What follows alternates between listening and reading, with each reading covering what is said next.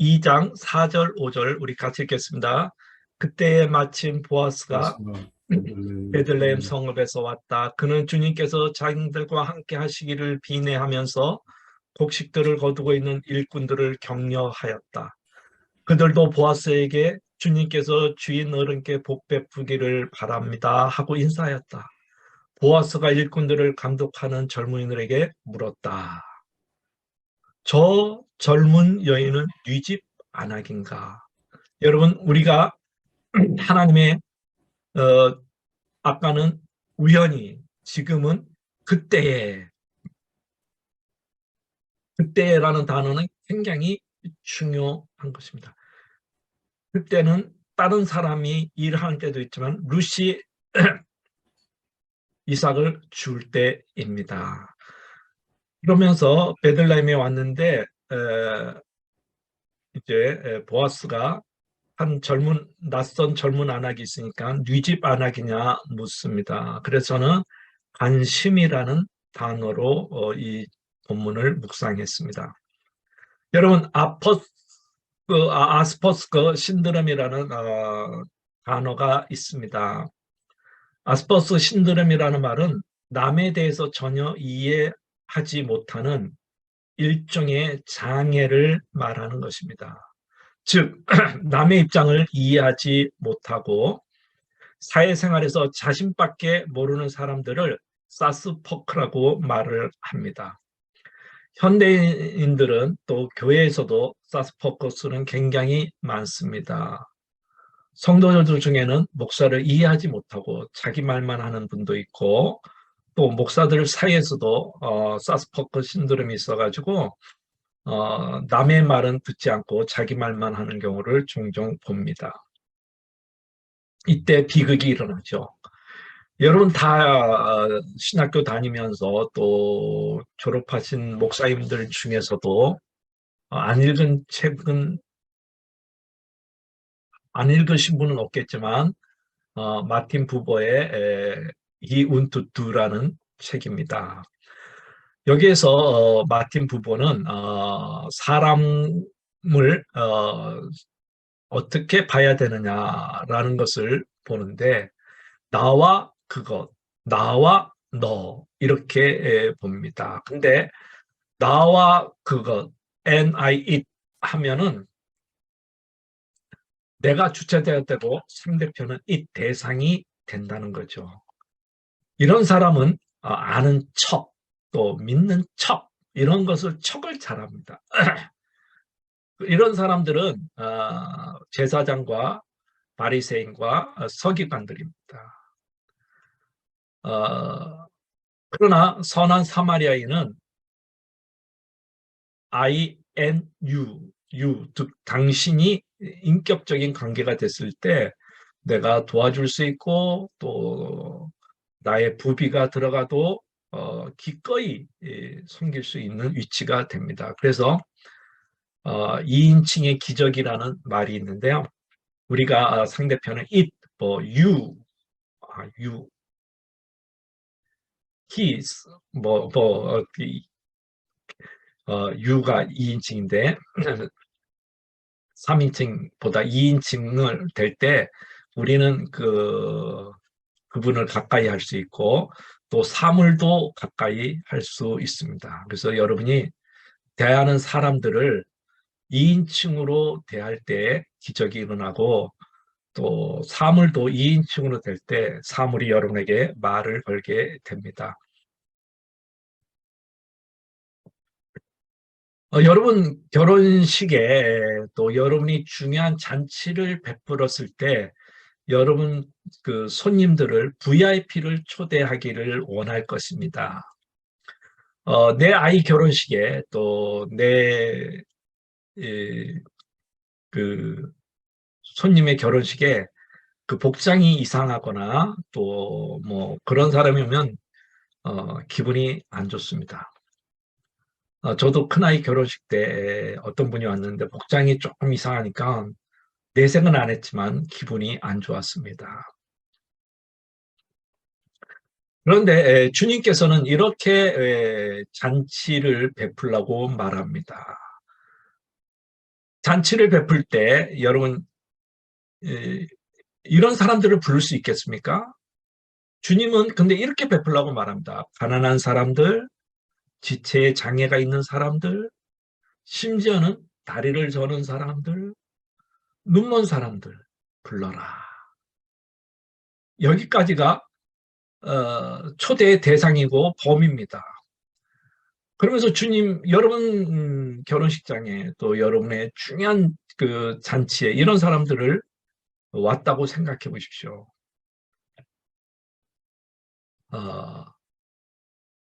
얼마나 참 서글프겠습니까?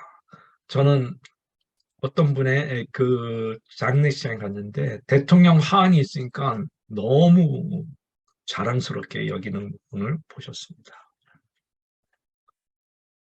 주님은 이런 사람들을 잔치에 초대하면 그러면 네게 복이 될 것이다. 왜? 그들은 네게 갚을 수 없기 때문에. 의인의 부활 때에 하나님께서 네게 갚아 주실 것이다. 예. 그래서 한동일 교수는 믿는 인간에 대해서라는 책에서 이런 말을 했습니다. 신이 있다면 신의 뜻은 작은 것에 있다. 오늘 보아스는 저 젊은 여인이 뉴집 안 하겠냐. 아주 어떻게 보면 작은 거죠. 그러면서 그 여인에게 관심을 보이고 있었다는 거죠. 그래서 우리는 생명은 보이지 않는 에너지로 작동하고 있습니다. 그러므로 주위의 사람에 대해서, 주위의 일어나에 대해서 항상 주의를 기울여야 합니다. 이것은 아주 중요합니다. 그런데 주의를 기울일 때 어떻게 기울여야 되냐? 많은 사람들은 부자들에게 관심이 많습니다. 줄을 잡기 위해서 관심이 많습니다. 그러나 여러분이 관심을 가져야 될 사람은 가난한 사람들, 지체 장애가 있는 사람들, 다리가 저는 사람들, 눈먼 사람들. 더 나가서 저처럼 목회를 잘 못하는 사람에게도 관심이 좀 있어야만 되는 것입니다. 장영희 시인이 이런 고백을 한 적이 있습니다. 이분은 조카와 떡볶이를 사 먹으려고 명훈이네 가게에 갔습니다. 명훈이 가게는 어디 있냐 그러면 경성고등학교 옆에 작은 구멍가게에 빌려서 떡볶이 오뎅을 팔았습니다. 명훈이 엄마는 경쟁이 안 돼서 이사를 갔다는 것입니다. 여러분, 강자가 살아나고 승자 독식 시대에 우리는 주님의 말씀을 다시 한번 귀 기울여야 합니다. 내 이웃을 내 자신같이 사랑하라 그러는데 많은 사람은 이웃을 내 자신같이 사랑하는 사람도 많이 있습니다. 어떤 사람? 자기에게 이익이 되는 사람. 어떤 사람? 부유한 사람. 어떤 사람? 권력이 있는 사람. 어떤 사람? 뒷배가 되는 사람은 사랑합니다. 그러나 보잘것없는 사람 관심이 없습니다.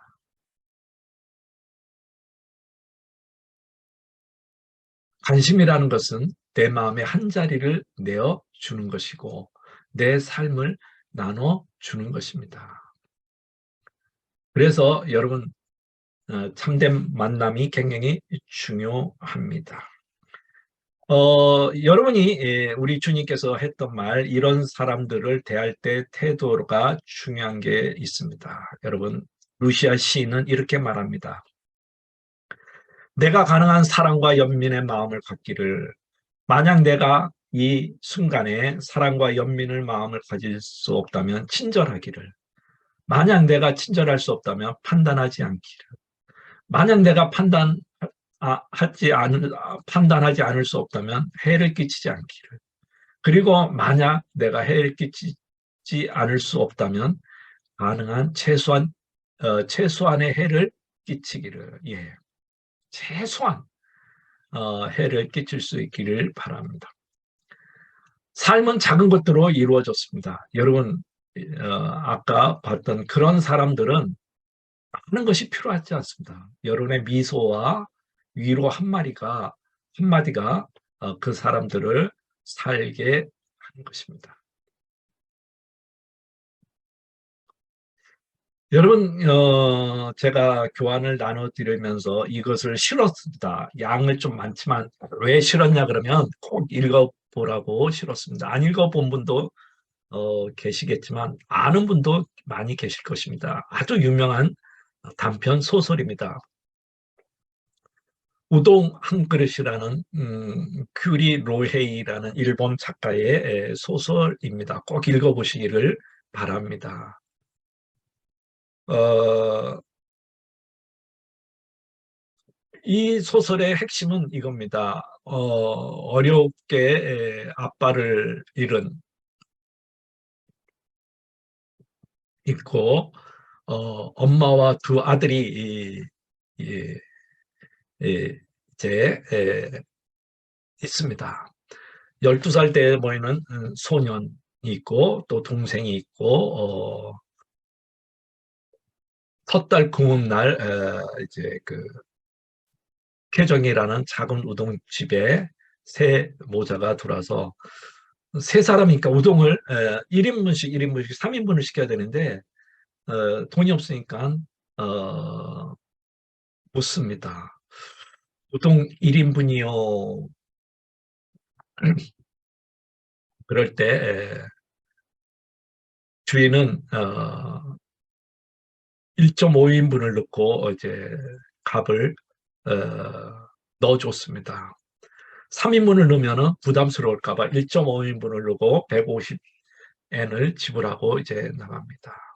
주인은 말합니다. 새해 복 많이 받으세요. 그리고 이제 또 세월이 흘러서 또 왔습니다. 또 1인분만 시켜도 될까요? 그럴 때 또 1.5인분을 주었습니다. 또 해가 가고 또 해가 바뀌었는데 오뎅값은 올렸는데 150엔으로 바꿔놓고 이제 왔는데 10시 30분경에 또 왔습니다. 두 아이들은 좀 세월이 흘러서 큰 소녀는 중학교 교복을 입고 동생은 이제 형이 입던 지퍼를 입고 말합니다. 올해는 우동 2인분만 시켜도 될까요? 예약석을 하고 우동 2인분을 이제 시키니까 3인분을 주었습니다. 그러면서 두 부부는 이들이 하는 이야기를 들었습니다. 현아 그리고 준아, 어머니가 말했습니다. 너에게 고맙구나. 내 아버지가 사고로 돌아가신 이후 졌던 빚도 이제 다 갚았다. 현이 네가 신문 배달을 해서 도와주고 준이가 살림을 도맡아 해서 내가 열심히 일할 수 있었지. 엄마 너무 다행이에요. 그리고 저도 엄마에게 할 말이 있어요. 지난주 준이가 쓴 글이 상을 받았어요. 제목은 우동 한 그릇이에요. 준이는 우리 가족에 대해 썼어요. 12월 30일 우리 식구가 모두 함께 먹은 우동이 이 세상에서 제일 맛있는 음식이라고.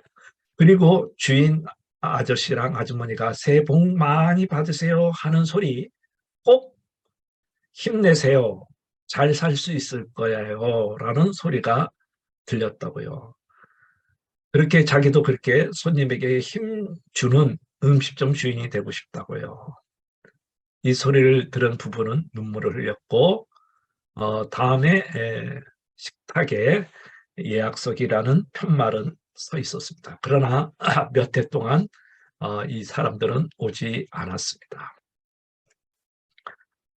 사람들은 이 식탁의 스토리를 알고 행운의 식탁이라고 생각을 했습니다. 2년이 지났지만 그대로 있었습니다. 그러다가 10시 30분에 한 청년이 과 두 명이 들어왔습니다. 주인장이 죄송합니다. 그럴 때 나이 든 아주머니가 허리를 펴 인사하면서 말했습니다. 우동 3인분 시켜도 될까요? 예. 14년 전에 저희는 우동 1인분을 시켜 먹었습니다.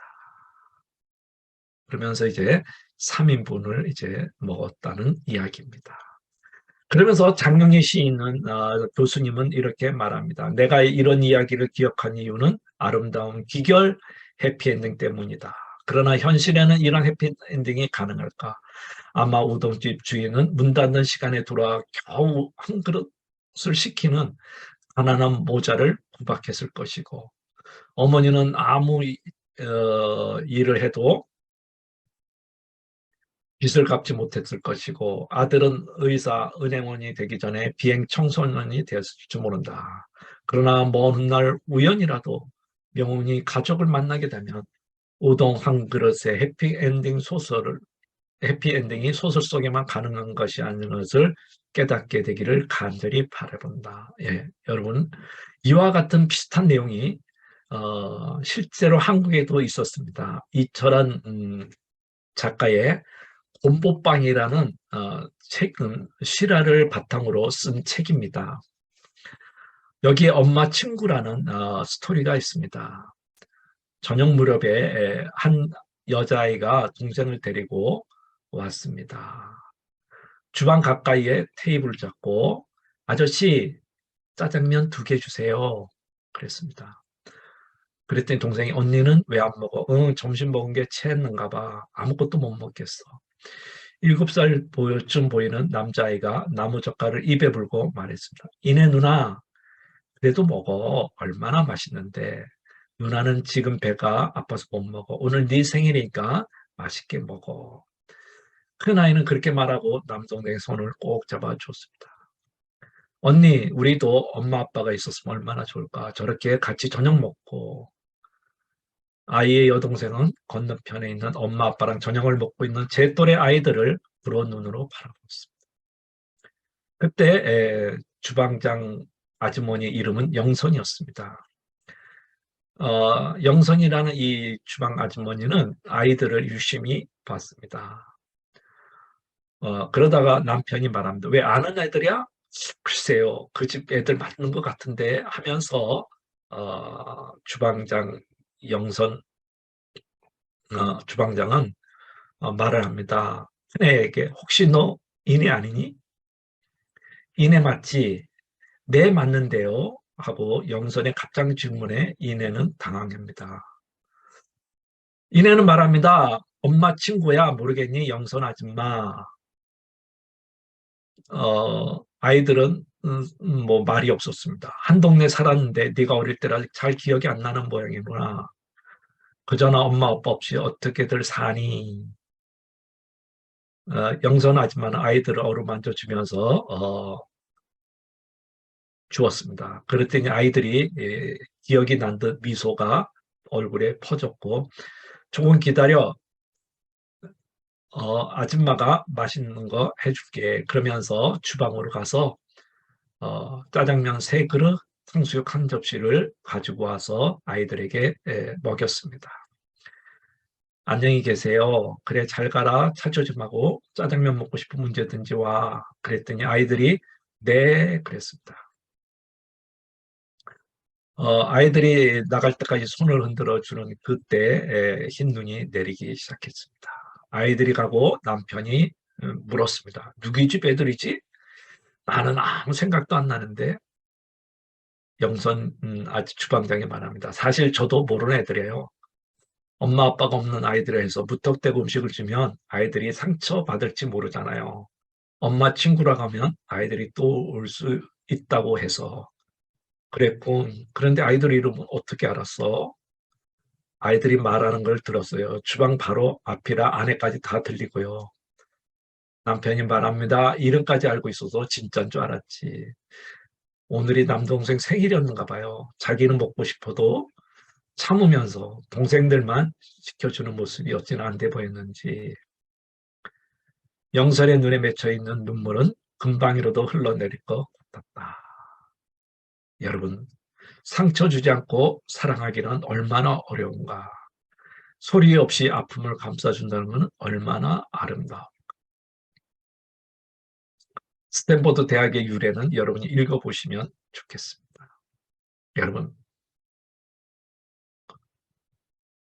어, 이렇게 주방장 영선 아줌마가 아이들에게 베푸는 것은 위대한 순간입니다. 장영희 교수님의 위대한 순간이라는 책에 보면 재밌는 스토리가 하나 있습니다. 용호라는 아이가 젊은이가 있는데 서강대학교 야학에 다니는데 정비공이었습니다. 취직이 안 돼서 속초로 간다고 말했습니다. 근데 이 아이의 꿈은 사실 신부가 되는 것이었는데 수능 고사 점수가 낮아서 신부님이 사제의 길을 포기하라고 말했다고 이제 했습니다. 그러면서 이 장영희 교수님이 용호에게 책을 한 걸 주면서 이런 문구를 썼습니다. 이 세상에 기쁨과 행복을 주는 사람이 되거라. 그랬더니 이 젊은 용호 정기공이 에이 선생님 제가 어떻게 이 세상 기쁨과 행복을 줘요. 저는 신부가 되어서 위대한 일을 하고 세상에 기쁨과 행복을 주려 했는데 즉 정비공이 어떻게 행복을 주겠냐는 말입니다. 그랬더니 이분이 기숙사에 자기가 미국 가서 기숙사에 있는 톤이 나이가 한 60쯤 되는데 전직 콜택시 기사였던 사람의 이야기를 들려주었습니다. 이 톤이라는 콜택시 운전사는 갑작스레 어, 강본인데 어느 시내에 가라는 연락이 받았습니다. 도락을 여니 한 아주머니가 나왔습니다. 할머니였죠. 어, 차 타야 때마다 주소를 건네면서 시내를 가로질러 달라고 부탁을 합니다. 그러면서 돌아가는데요 할머니 그랬더니 괜찮아요. 난 시간이 아주 많아. 호스피스 병원으로 가는 중이거든. 식구도 없고 의사 선생님 말이 이제 얼마 안 남았대. 택시 운전사는 할머니 눈에 반짝이는 이슬을 봤습니다. 그리고 미터기를 끄고 그리고 또 할머니와 함께 조용히 크리스마스 새벽거리를 드라이브했습니다. 그녀가 젊은 시절에 엘리베이터 걸로 일했던 빌딩, 처음으로 갔던 댄스 파티의 무도장, 신혼 때 살던 동네들을 천천히 때로는 건물 앞에 차를 세워두고 그냥 오랫동안 어둠을 지켜봤습니다. 여러분 택시 기사는 시간이 돈인데 미터기를 껐습니다. 상납을 안 하면 자기가 내야 되겠지요. 그럼에도 불구하고 이렇게 시간을 보냈습니다. 어선풀의 날이 밝아오자 이제 피곤합니다. 그만 갑시다. 그리고 작별 인사를 했습니다. 그랬더니 할머니가 말합니다. 자네는 이 늙은이에게 마지막 행복을 줬어. 아주 행복했다. 그러면서 토니는 말했습니다. 난 그날 밤 한참 동안 할머니를 생각하며 돌아다녔지. 그때 내가 그냥 경적만 몇 번 울리고 떠났다면 그래서 크리스마스 당번이 걸려 심술이 난 다른 기사가 가서 할머니에게 부치절했더라. 돌이켜본데 나는 내 일생에 그렇게 위대한 일을 해본 적이 없어. 내가 대통령이었을 때도 아마 그렇게 중요한 일은 하지 못했을지 몰라. 그러면서 장현 교수는 말합니다. 우리는 위대한 순간이 왔다 갈지도 모른다. 우리가 하찮게 남에게 내민 손, 작은 미소, 그것이 바로 위대한 순간이라는 것이죠. 여러분, 눈먼 자, 다리 저는 자, 불편한 자를 따뜻한 미소, 그것이 위대한 일일 수 있습니다. 혹시 지금 여러분 주위에 작은 교회를 다니는 분이 계시거나 작은 교회를 갈 일이 있다 그러면 한번 섬겨볼 수 있기를 바랍니다. 3절, 7절 우리 같이 읽겠습니다. 일꾼들은 감독하는 젊은이가 대답했다. 저 젊은 여인은 나오미와 함께 모압 지방에 돌아온 모압 사람입니다. 일꾼들의 뒤를 따라다니면서 곡식단 사이에 떨어진 이삭을 보십시오. 떨어진 이삭을 죽도록 허락해 달라고 하였더니 보십시오. 아침부터 와서 지금까지 저렇게 서 있습니다. 아까 여기 밭집에 잠깐 쉬었을 뿐입니다. 이것을 가지고 베아티투토라는 제목으로 나누고자 합니다. 영화 영린에 보면 이런 말이 있습니다. 중용을 좀 각색하면서 번역한 것이 영린에 나옵니다. 작은 일도 무시하지 않고 최선을 다하면, 작은 일에도 최선을 다하면 정성스럽게 된다. 정성스럽게 되면 곁에 배어나오고, 곁에 배어나오면 겉으로 드러나고, 겉으로 드러나면 이내 밝아지고, 밝아지면 남을 감동시키고, 남을 감동시키면 이내 변화되고 생육된다. 그러니 오직 세상에서 지극히 정성을 다하는 사람만이 나와 세상을 변화시킬 수 있다. 예, 작은 일도 최선을 다하는 것입니다. 나오미는, 룻은, 보십시오.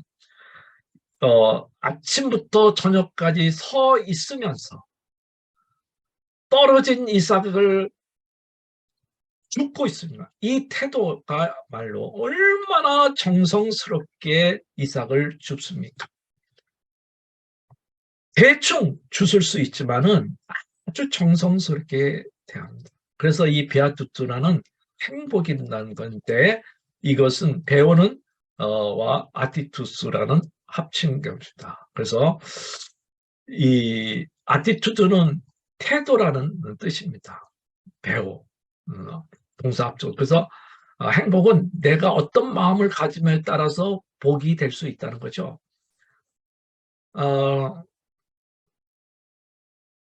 그래서 그것은 아침부터 저녁까지 허리를 필 수도 없이 이삭을 주었습니다.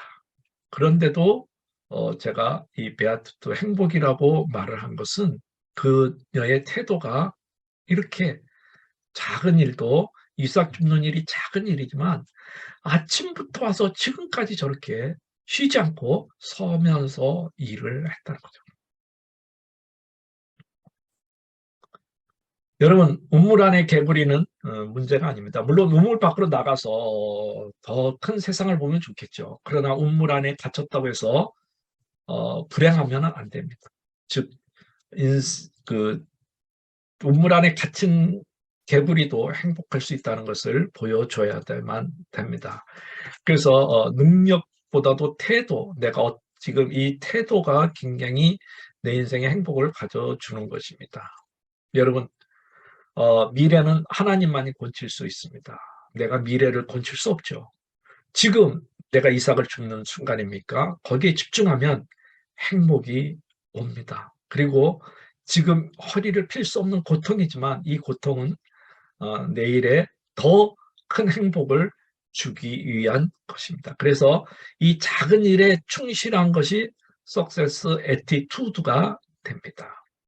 여러분, 이런 예화를 아실 것입니다. 성전을 건축하는데 벽돌공이 있었습니다. 그래서 목사님이 물어봤습니다. 첫 번째 벽돌공에게 물어봤습니다. 저는 벽돌을 쌓고 있습니다. 그랬고 대표는 두 번째 벽돌공은 저는 벽돌을 쌓아 돈을 받고 가족을 부흥한 일을 하기 위해서 하고 있습니다. 세 번째 벽돌공은 이런 고백을 합니다. 저는 벽돌을 쌓아 성전을 세우는 하나님 일에 동참하고 있습니다. 여러분, 어느 사람이 석세스 애티투드일까요? 아마 세 번째 사람일 것입니다. 그래서 여러분, 작은 일을 사랑해야만 됩니다. 주님도 말합니다. 지극히 작은 일에 충성하는 것이 큰 일에 충성되는 것이다. 여러분, 작은 일이 신학교 다닐 때 뭐겠습니까? 강의 열심히 듣는 것도 작은 일이라고 생각할 수 있지만 이것을 정성을 다해서 듣는 것도 중요합니다. 그렇게 할 때 주님이 말합니다. 작은 것에 충성했기 때문에 큰 일을 준다. 그래서 윌리엄 블레이크의 말처럼 한날의 모래 속에서 세계를 보며 한 송이 들꽃에서 천국을 본다. 그대 손바닥 안에 무한을 쥐고 있고 한순간 속에 영원을, 여러분 한나라의 모래 속에서 세계를 볼 수 있고 한 송이 꽃에서 천국을 볼 수 있습니다. 작은 태도를 어떻게 하느냐가 그 사람의 인격을 나타내는 것입니다. 가난하고 눈멀고 가난하고 불쌍하고 이렇게 저런 사람들을 어떻게 대하는 것은 여러분이 주님 앞에 칭찬을 받느냐 못 받느냐를 결정합니다. 룻기 2장 8절 9절을 같이 읽겠습니다. 보아스가 룻에게 말하였다. 여보시오 세댁, 내가 하는 말을 잘 들으시오. 이삭을 주우려고 다른 밭으로 가지 마시오. 여기를 떠나지 말고 우리 밭에 일하는 여자들을 바싹 따라다니도록 하시오. 우리 일꾼들이 곡식을 거두는 밭에서 눈길을 돌리지 말고 여자들 뒤를 따라다니면서 이삭을 줍도록 하시오. 젊은 남자 일꾼들에게 덱을 건들지 말라고 단단히 일로 두었소. 목이 마르거든 주저하지 말고 물단지에 가서 젊은 남자 일꾼들이 길러다 준 물을 마시도록 하시오. 이것을 가지고 아모 에르고 숨이라고 했습니다. 아모 에르고 숨이라는 것은 까마롭스가 형제의 라는 책에서 나오는 단어입니다. 이 말은 무슨 말이냐? 꼬기또 에르고숨이라는 말이 있듯이 꼬기또 에르고숨라는 말에서 빗대서 쓴 글인 것 같습니다. 이 말은 뭐냐면 나는 존재한다. 고로 사랑한다. 이 보아스의 성품을 제가 핵심으로 집어낸 것입니다. 여러분 불인지심이라는 말이 있습니다. 즉 어려운 사람을 보면 차마 지나칠 수 없는 마음을 말합니다. 어떻게 보면 보아스는 자기 밭에 있는 이방 여인을 못 본 척할 수 있고 무관심할 수 있지만은 그의 마음에 불인지심이 있어서 어려운 이 세댁을 격려를 해주며 합니다. 그러면서 보아스는 이방 여인 룻에게 박시재중, 즉 널리 베푸는 사랑, 널리 베풀고 많은 사람을 구제한다는 단어에 해당되듯이 룻에게 박시시정을 합니다. 사랑에는 두 종류 사랑이 있습니다. 러브 인 액션과 러브 인 드림스. 여러분 어느 사랑이 더 좋겠습니까? 실천적 사랑, 공상적인 사랑인데 공상적인 사랑은 인류 사랑, 국가 사랑, 방대합니다. 이런 사랑은 누구나 할 수 있죠. 그러나 실천하는 사랑, 러브 인 액션은 사랑을 책임지는 것입니다. 많은 사람은 공상적인 러브 인 드림스를 하지만 러브 인 액션을 잘 안 합니다. 여러분 이철환 작가의 행복한 보물상에 보면 청소를 마치고 영수와 나는 교실 문을 나갔었다. 창밖에 하얀 목련꽃잎이 눈물처럼 뚝뚝 떨어지고 있었다. 영수야, 너는 육성회비 언제 낼 수 있어? 그러자 영수는 아무 말도 못합니다. 내일도 우리 둘만 남아서 청소하겠지, 그치? 하면 되지. 영수는 빙긋 웃으며 보였다. 나는 며칠 뒤에야 알았다. 영수가 육성회비에 냈다는 것을. 친한 친구가 혼자 서 있는 게 창피할까 봐 함께 일어났고 함께 청소했다는 것까지. 여러분 이게 바로 러브인 액션인 것입니다. 여러분 살다와 사랑한다는 것은 단어 하나 차이입니다. 우리는 살아가는 것은 사는 것입니다. 그렇기 때문에 사랑을 빼는 삶은 허망한 쇼에 불과하다고 장영희 교수님은 말합니다. 여러분 왜 겨울이 한 해가 바뀌는지 아십니까? 추울 때 모든 것이 어려웠을 때 그 사람을 보는 것입니다. 여러분 한 사람이 꽁꽁 얼어붙었습니다. 근데 그 사람을 어떤 태도가 되는가? 여러분도 그랬잖아요. 여러분 인생에 어려울 때 누가 남아 있었습니까? 저도 뭐 지인이 많이 있었습니다. 뭐 심지어는 친구라고 생각했던 사람도 많았어요. 살라오, 김혜남 닥터도 뭐 친구가 되게 많이 있었습니다. 그분도 개인 병원 차리고 얼마 있다가 파킨슨 오고 병원 갔을 때 친구들이 다 떠나가고 있습니다. 여러분 인생이 추울 때 옆에 있는 사람이 누군지를 볼 수 있기를 바랍니다. 그리고 옆에 꽁꽁 얼어붙어 있는 사람들을 여러분이 어떤 태도로 보는가는 중요한 것입니다.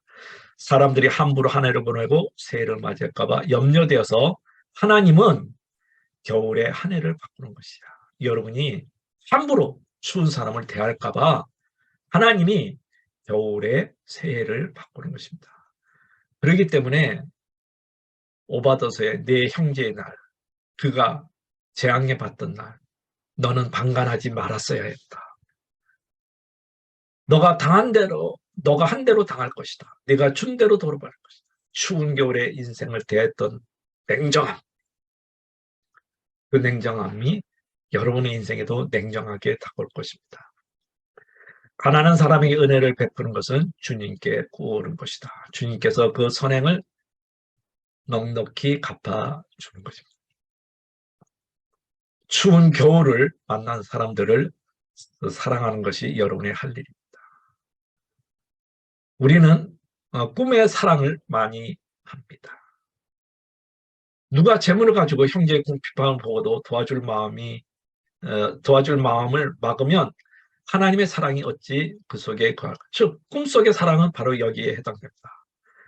그러면서 요한은 자녀들아 러브 인 액션, 말과 혀로만 사랑하지 말자라고 말합니다. 여러분, 하나님 앞에 정결하고 더러움 없는 경건이 무엇인지 아십니까? 우리는 기도만이 경건이라고 생각합니다. 아닙니다. 참다운 경건은 정결하고 더러운 것만 없는 것이 아니라 인생의 겨울을 만난 고아와 가부를 거기에 겨울만 아니라 인생의 폭풍우 한밤중에 눈보라치는 밤을 지내고 있는 그 환난 중에 돌보아 준 것입니다. 그리고 새 속에 물들지 않는 것입니다. 그래서 실천진 사랑은 중노동입니다. 실천진 사랑, 불굴의 용기가 필요한 겁니다. 실천적 사랑은 견뎌내는 것입니다. 여러분, 자녀에게 줄 부모의 최대의 유산은 무엇인지 아십니까? 선행인 것입니다. 여러분, 이혜인의 신의 고백은 어쩌면 우리의 고백일지도 모릅니다. 누구를 사랑한다면서 결국 잃었던 나 자신만 챙겼음을 다시 알았을 때 나는 참 외롭다. 많은 이유로 아프고 괴로워하는 많은 사람들을 곁을 몸으로뿐만 아니라 마음으로 비켜가는 나 자신을 발견했을 때 나는 참 부끄럽다. 여러분, 사랑한다 그러면서 여러분 자신만 챙기지 않았습니까? 슬픈 사람에게 여러분 너무 큰 소리로 말하지 마십시오. 그냥 마음의 말을 은한 빛깔로 눈으로 전해주십시오. 들키지 않게 손잡아 주십시오. 그냥 꾸준히 기도하십시오. 어려운 사랑, 겨울에 만난 훈계하려고 들지 마십시오. 가난함 가만히 기다려주는 것이 위로가 됩니다. 여러분, 힘겨울 때일수록 사랑만이 희망입니다. 룻에게는 사랑이 희망입니다. 여러분, 삶을 사랑하고 그 사랑을 최선을 다할 때 그 사랑이 희망이 있습니다. 룻기 2장 10절 읽겠습니다. 그러자 룻은 엎드려 이마에 땅을 대고 절하며 보아스에게 말합니다. 보십시오. 이 여인이 얼마나 자기 처지가 절박하면 이마에 땅을 댑니다. 자기가 낮출 수 있는 데까지 최대한 낮추면서 이마에 땅을 댑니다. 여러분 살면서 이마에 땅을 대본 적 있습니까? 보아스에게 말합니다. 저는 한낱 이방 여자일 뿐인데 어찌하여 저 같은 것을 이렇게까지 잘 보살펴주고 생각하십니다. 여러분, 보아스가 한 게 뭡니까? 안 하기요. 우리 밭에서 일하십시오. 물 먹으십시오. 그것밖에 말한 적이 없어요. 그런데 이 여인은 이렇게 고백합니다. 이것은 룻의 입장에서 제가 들려주고 싶고 내 자신에게도 하고 싶었던 말입니다. 삶이 있는 한 희망이 있다. 라틴어로 둠 비타 에스트 스페스 에스트. 예, 삶이 있는 한 희망이 있습니다. 여러분, 룻은 자기 인생의 상처를 알아본 순간을 만났습니다. 그랬더니 그 상처는 더 이상 상처가 아닙니다. 여러분도 여러분 인생의 상처를 알아보는 사람이 있는 순간 여러분의 아픔까지 힐링되는 것을 보지 않습니까? 여러분의 마음을 알아주는 것을 사람이 있다는 것은 모진 세상을 살아갈 수 있는 자그마한 안전지대가 되는 것입니다. 나는 여러분이 보아스처럼 누군가의 안전지대가 되어줄 수 있기를 바랍니다. 희망이란 말은 희망 속에 있지 않습니다. 희망은 절망 속에 피는 꽃입니다. 그 꽃에 이름이 있다고 그러면 그 이름은 아마도 그럼에도 불구하고 예, 여러분. 한동일 교수님의 라틴어 수업에 아인 셰프라에서 온 친구가 쓴 편지, 시적인 편지가 있습니다. 그는 이렇게 고백합니다. 나는 더 이상 목마르지 않다. 절망에 늘 지쳐 있었다. 말하죠. 나는 절망에 늘 지쳤다. 그러다가 그 절망에 눌려 희망의 꿈마저 내려놓고 싶을 때면 신은 어김없이 사탕을 주었다. 오래가지 않았지만 사탕은 충분히 맛있었다. 다시 절망한 자리의 공세를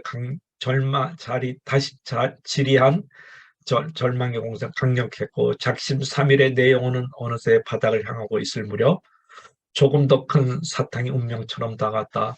조금 더 견뎌낼 만큼 사탕이 있었다. 들여진 낚싯대에 고기는 잡히지 않고 견디고 견디는 지리한 시간만이 한여름 사막 위의 오아시스가 어딘지 모른 채 그저 습관처럼 나는 조금은 느슨하게 그러나 여전히 포기하지 않는다고 소리를 지른다. 그러다가 시원한 장대비가 내 몸을 감싼다. 나도 모르게 절망의 친구가 되어 함께 춤을 추고 있었다. 바보처럼 미친놈처럼 한 끼 밥을 신성하게 바라보게 된다. 여보시오, 얼마나 힘들면 한 끼 밥입니다. 두 끼도 아니에요. 한 끼. 절망의 공세가 무거울수록 신은 숨겨둔 내 마음의 가난함을 열어줘 절망의 친구가 된 내 삶을 축하해준다. 나는 힘들수록 신은 가까이 있고 나는 힘들수록 신은 가까이 있고 나는 이제 절망의 귀한 친구처럼 받아들여 모신다. 해는 찬란하고 바람은 시원하며 가난하지만 부자인 사지 멀쩡한 나는 더 이상 목마르지 않다. 신을 보채지 않으며 절망을 머지하자며 사막을 또 걷는다고 편지를 보내왔다고 합니다. 네. 한 끼의 식사를 신성하게 바라볼 정도로 힘듭니까? 하나님은 그때 가까이 있습니다. 여러분, 우리의 삶은 천국보다 지옥이 한 뼘 가까이 있습니다. 그러나 보아스가 룻을 도와준 것처럼 그 순간이 천국이 되고 지옥 같은 내 삶은 천국으로 유턴할 수 있습니다. 여러분, 살아보면 무심하게 의도하지 않는 작은 선행은 절대로 없어지지 않고 누군가의 마음에 고마움으로 남습니다. 소중한 사람 만나는 것은 1분이 걸리고 그와 사귀는 것은 1시간이 걸리고 그를 사랑하는 것은 하루가 걸리지만 그것을 잃어버린 것은 일평생이 있습니다. 그러니 남에게 마음속에 좋은 기억으로 남는 것만큼 좋은 투자가 없습니다. 여러분, 부자에게 여러분이 밥 한 끼 사준다고 해서 기억하겠습니까? 그러나 가난한 자에게, 가난한 개척교회 목사에게 밥 한 끼 사주면 그는 평생을 잊지 못하게 될 것입니다. 반갑습니다. 안녕하세요. 어머니 집에서 하신 거예요? 네, 여기 상주 거예요. 제가 친정이 그쪽이라서 우리가 바로바로 갖고 오고요. 이런 게 아. 지금 10,000원, 얘는 20,000원 그렇습니다. 아, 10,000원, 2만원, 3만원 단계별로 크기랑 양이랑 차이가 나요. 아, 장현 목사님, 네. 장현 모든 삶을 가정은 영원하지 않습니다. 견딜 수 없는 슬픔, 고통, 기쁨, 영광과 오욕의 순간도 어차피 지나가게 마련입니다. 여러분, 질곡의 삶에도 희망이 있습니다. 나오미의 삶에도 이제 봄이 오고 롯의 삶에도 봄바람이 오기 시작하는 것은 하나님의 깊은 섭리가 있습니다. 여러분, 롯이 이삭을 주면서 눈치 보면서 이삭을 주었습니다. 근데 보아스라는 밭의 주인이 아낙, 일리 오시게 내 밭에 있게 물도 먹게 그랬습니다. 이 여인의 고백을 들어보십시오. 저는 한낱 이방 여자일 뿐인데 어찌하여 저것 같은 걸 이렇게까지 잘 보살펴줍니까? 여러분, 만약에 룻이 에휴 밭도 안 나가고 이삭도 대충 죽고 그랬다 그러면, 또 인생을 포기했다 그러면 얼마나 이 순간을 이러한 고백을 할 수 있었겠습니까? 네, 없었. 네. 여러분, 삶을 포기하고 싶을 때 한순간 더 나가 보십시오. 그것이 크리티컬 매스가 될 것입니다. 여러분, 우리 삶에는 반드시 위기가 옵니다. 그리고 크리티컬 매스의 순간을 해야만 됩니다. 그것은 한 번 더 기도하고 한 번 더 견디고 한 번 더 주님을 의지하는 것입니다. 그러면 반드시 터닝 포인트가 오게 됩니다. 여러분, 1분도 견딜 수 없다고 생각할 때 포기하지 마시기를 바랍니다. 바로 그 순간이 기회가 올 것이라고 스토어 부인은 우리에게 들려주고 있습니다. 톰 아저씨를 쓴 스토어 부인은 우리에게 말합니다. 1분도 견딜 수 없다고 생각할 때 포기하지 말라고. 여러분, 우리는 보아스처럼 하찮은 일을 비범하게 실천하는 걸. 여러분, 자기 밭에 있는 누구나 와서 줄 수 있는데 말을 합니다. 또 물 못 먹게 할 수도 있지만 먹게 하는 거 평범하지만 그것이 비범한 룻에게는 다가오게 됐습니다. 여러분, 인생을 살아갈 때 바람이 붑니다. 비틀거립니다. 그때 함께 걸어주는 이가 그리웠을 것입니다. 룻도 자기 인생에 비틀거릴 때 보아스가 이제 나타나서 이제 함께 걷기 시작합니다. 여러분 옆에 비틀거리는 사람이 있습니까? 함께 걸어줄 수 있는 사람이 될 수 있기를 바랍니다. 삶이 고통스러운 않는 사람이 없지만 삶의 고통스러운 날에도 여러분 항상 그 사람을 마음으로 덮어주는 보아스 같은 사람이 될 수 있기를 바랍니다. 사람만이 희망이라고 박노해 시인은 말합니다. 여러분이 누군가의 희망이 될 수 있기를 바랍니다. 여러분, 이 사진은 여러분 보시기에는 어떨지 모르지만 어떻게 보면 초라한 식탁일 수 있습니다. 근데 이것은 한 젊은이의 진수성찬이라고 자기는 고백합니다. 여기 보면 이게 이제 햄인데 이거는 이제 그 스팸이 아니고 이거는 이제 감자 부친 게, 요거는 이제 맥주입니다. 이것이 이 젊은이의 진수성찬이라고 고백했는데, 이 젊은이는 어머니와 같이 살았습니다. 근데 어머니가 병으로 이제 고생하시다가 돈이 없으니까 빚을 내가지고 또 사채까지 내면서 했는데 어머니가 돌아갔습니다. 이제 누구도 친척도 의지할 데가 없습니다. 인생의 혹독한 겨울이었는데 그래도 빚은 갚아야 됐길래 뭐 하루가 24시간인데 24시간이 모자랄 정도로 일을 하면서 이제 빚을 갚고, 빚을 갚은 마지막 날 남은 돈으로 평소에 먹고 싶었던 스팸이라는 게 좀 비싼가 봅니다. 근데 스팸이 아니고 이것은 미첸인가 뭐 그렇다고 했습니다. 그리고 이제 감자 김치 부침개 하나, 맥주 한 캔을 사서 먹은 것이 자기 최후의 최고의 성찬이었다고 말합니다. 우리는 가끔 우리 자신이 싫어질 때가 있습니다. 왜냐 그러면 희망과 욕모가 또 권세 사람 앞에 내 자신이 초라하고 미미한 존재가 될 때 하루에도 몇 번씩 주저앉고 포기하고 싶을 때가 있습니다. 그럴 때 여러분은 그 부족함을 채워주는 사람이 될 수 있기를 바랍니다. 그러면서 내가 전생에 무슨 덕을 쌓았는지 나는 정말 당신과 함께할 자격이 없는데 내 옆에 두신 하나님께 당신 때문에 감사합니다 라는 고백을 할 수 있는 사람이 여러분이 되어줄 수 있으면 좋겠습니다. 그것이 그 사람을 살 수 있게 하는 것입니다. 여러분, 사랑이 있는 곳에 하나님이 있습니다. 그 구두 만드는 사람 마틴이라는 분이 계신데 가족을 차례를 읽고 어린 아이들마저 죽자 하나님을 향해서 자기도 죽게 해달고 기도하면서 원망했습니다. 하나님을 더 이상 믿지 않고 있었습니다. 그 다음에 이제 성지순례하고 온 사람들의 충고를 받고 성경을 읽고 성경을 읽으면서 이 마틴이라는 구두장이는 마음이 편했습니다. 그러면서 이제 하나님의 마음을 알게 되고 그의 마음이 점점 뜨거워지고 삶도 바뀌었습니다. 그런데 어느 날 꿈속에서 하나님이 말했습니다. 마틴, 내일 거리로 나가보아라. 내가 갈 것이다. 그랬더니 마틴은 거리에 가서 하루 종일 예수 그리스도를 기다렸지만 오지 않습니다.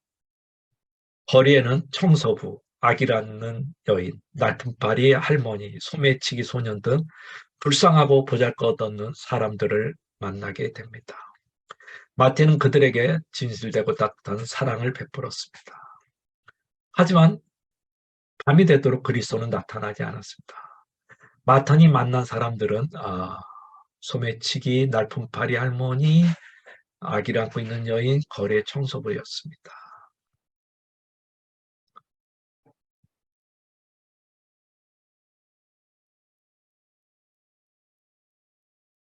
그리스도는 말합니다.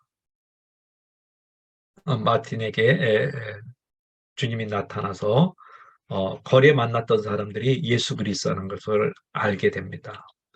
그리고 주님은 마틴에게 말합니다. 내가 굶주릴 때 너희가 내게 먹을 것을 주었고 내가 목마랐을 때 너희는 나에게 마실 물을 주었으며 내가 나그네 되었을 때 따뜻하게 맞아 주었다.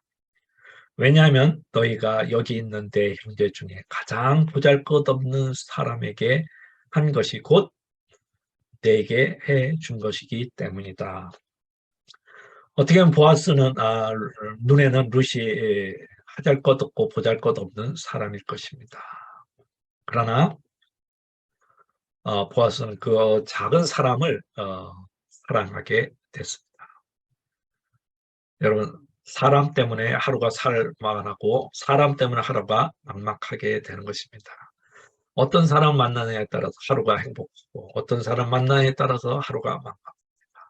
여러분은 여러분의 옆에 있는 사람에게 살만한 사람이 되어줬으면 좋겠습니다. 그 다음에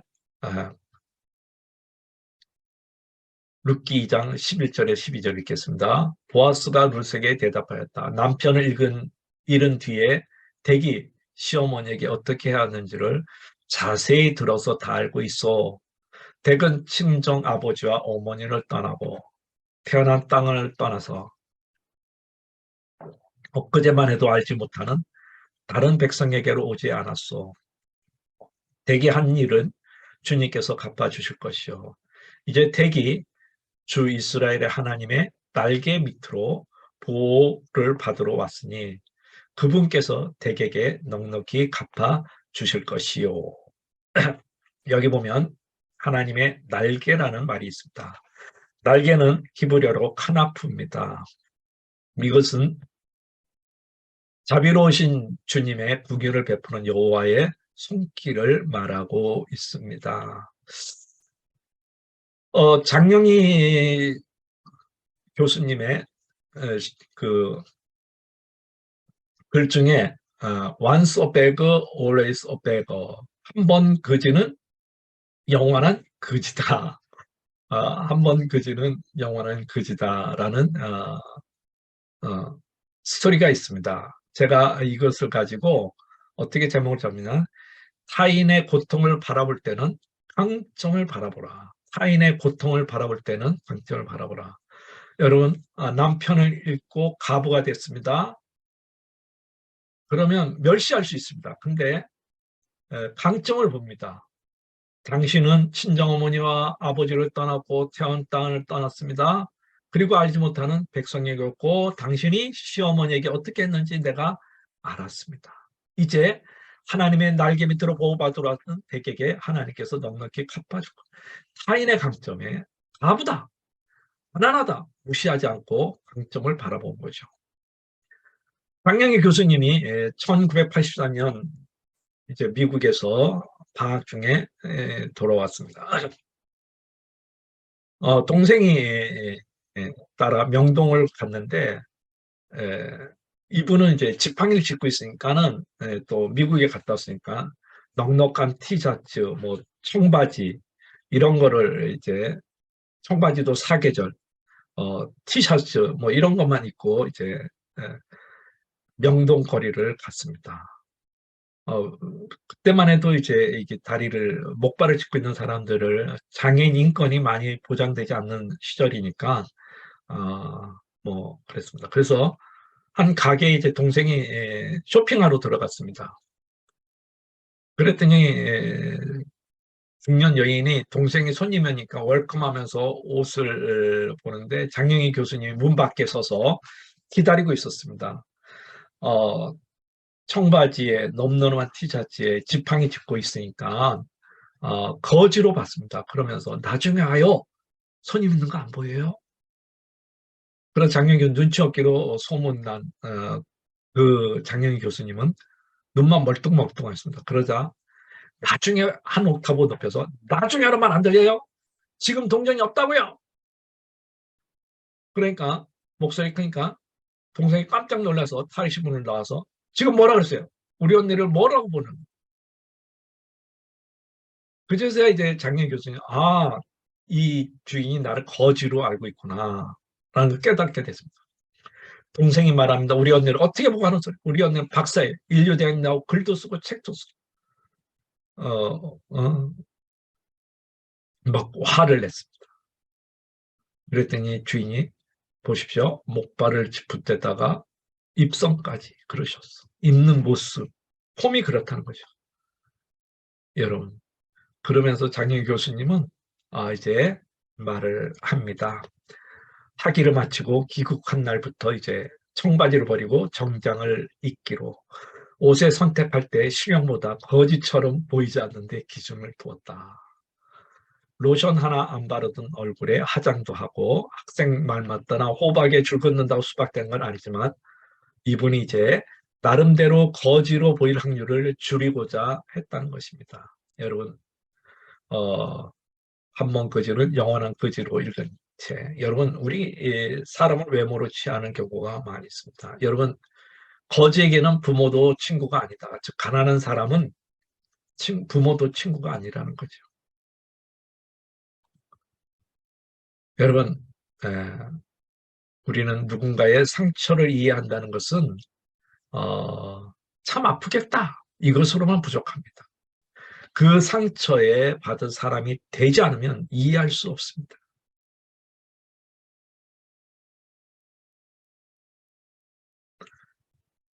군자는 말을 어눌하게 하고 행동은 민첩하게 해야 된다고 말을 합니다. 여러분, 타인의 아름다움을 발견하는 눈을 자꾸 가져야만 됩니다. 그런 눈이 없으면 여러분은 인생을 나중에 되면 비극을 맞이하게 될 것입니다. 김종산 시인의 장편 이투투라는 시가 있습니다. 장편이라는 것은 손바닥에 들어갈 만한 짤묵한 글을 장편이라고 말합니다. 조선 촌독부에 있을 때 청계천 변에 십전 균일상 밭이 문턱 깬 거지 소녀가 거지 장님 아버지를 이끌고 와 서 있다. 주인 영감이 소리를 질렀다. 왜? 10전인데 10전도 못 낼 것 같으니까 거지 소녀와 장님이었으니까 막 나가라 이거죠. 근데 태연하게 어린 거지 소녀는 어버이 생일이라고 10전짜리 2개를 보여주었다. 예. 우리는 외모를 보고 장영희 교수님처럼 그 주인을 이렇게 판단하는 경우가 많이 있습니다. 여러분,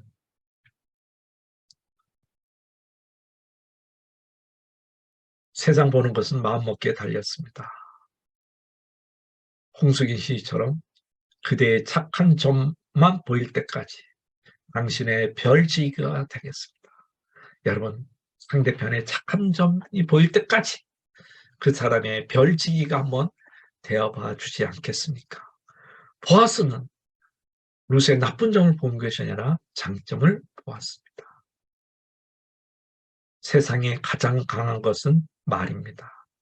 한 송이 말로 참 좋은 말을 꽃피우게 됩니다.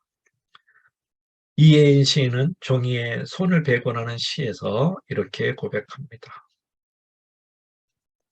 세상에 그 무엇도 실상 가벼운 것이 없다고 생각하며 또 생각해. 내가 생각 없이 내뱉은 가벼운 말들이 남에게 피를 흘리게 한 일이 없는지 반성하고 또 반성합니다. 여러분, 종이에 손을 베듯이 여러분의 가벼운 말 한마디 남에게 상처가 되고 피를 흘릴 수 있습니다. 그러나 여러분의 따뜻한 말 한마디가 보아스의 이런 작은 관심이 룻에게 삶을 살아갈 용기를 주었습니다. 여러분, 어떤 사람과 어깨 동무하고 싶습니까? 위기가 기회라는 사람과 어깨 동무하고 싶지 않습니까? 여러분, 때문이라고 말하는 사람보다 무엇에도 불구하고 라는 사람과 어깨 동무하고 싶지 않습니까? 여러분이 바로 그런 사람이 될 수 있기를 바랍니다. 여러분, 상대편을 토닥토닥 해줄 수 있는 저와 여러분이 될 수 있기를 바랍니다. 겨울을 만나서 내 인생이 힘들다, 아프다 그런 사람을 여러분이 타도 괜찮아, 바람 불어도 괜찮아. 야, 너 혼자 있는 거 아니야.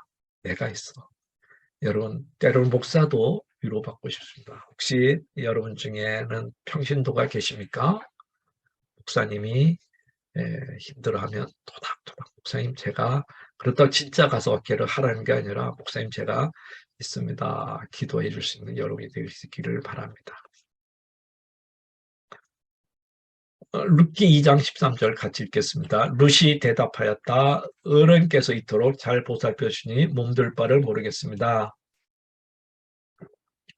어른께서 거느린 계신 요정들 충에도 끼지 못할 이 종을 이처럼 위로하여 주시니 보잘것없는 이 몸이 큰 용기를 얻습니다. 여러분 보십시오. 이 몸이 큰 용기를, 사랑이 사람을 살게 합니다. 논어에 보면 예지 욕기생이라는 말이 있습니다. 이 말은 누군가를 사랑한다는 것은 그 사람을 살게끔 한다는 말입니다. 여러분, 사랑이 사람을 살게 합니다. 반대로 오지 욕기사라는 말이 있습니다. 비유한다는 것은 그 사람을 죽게 한다는 말입니다. 여러분, 사랑하십시오. 사랑할 수 있는 사랑하십시오. 사랑할 힘이 있을 때 사랑하십시오. 여러분, 사랑할 수 없는 시간이 옵니다. 여러분이 무덤에서 슬퍼한 시간이 옵니다.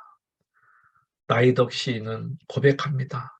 단 한 사람의 가슴에도 제대로 짚히지 못하면서 무성한 연기만 내고 있는 내 마음의 군부여 꺼지려면 아직 멀었냐. 여러분, 단 한 사람 한번 사랑해 볼 수 있기를 바랍니다. 그러면서 노희경 작가는 말합니다. 지금 사랑하지 않는 자는 모두 유죄다. 지금 사랑하지 않는 자는 모두 유죄다. 여러분, 뼈아픈 후회를 하지 않기를 바랍니다. 황지의 시인은 말합니다. 슬프다. 내가 사랑했던 자리마다 모두 폐허다.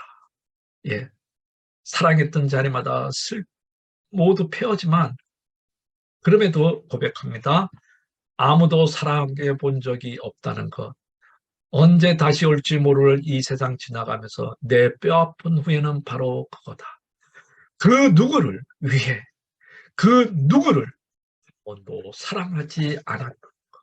예, 그 누구를 위해, 그 누구도 사랑해보지 않았던 것을 뼈 아프게 후회하지 않도록 여러분이 사랑할 수 있으면 옆에 사람을 한번 사랑해 볼 수 있기를 바랍니다. 기독교는 참다운 종교입니다. 참다운 기독교가 있는 곳에 바른 성품, 덕성이 있습니다. 반대로 참다운 종교가 없는 곳에는 참다운 덕성이 없지요. 여러분 신앙이 참입니까? 여러분의 신앙이 진리입니까? 그러면 여러분은 참다운 덕을 베레투스를 할 수 있기를 바랍니다. 참다운 신앙을 가진 사람은 주님의 말을 꼭 기억합니다. 마태복음 18장 10절에 네 콤템타니스 우놈 엑스 히스 푸실리스 너희는 이 작은 사람 가운데 하나라도 업신여기지 않도록 조심하라. 작은 사람이라는 것은 헬라어로 미크론입니다. 미크론. 즉 영어의 마이크론이죠. 얼마나 작습니까? 여러분 옆에 작은 사람이 보입니까? 절대로 무시하면 안 됩니다. 여러분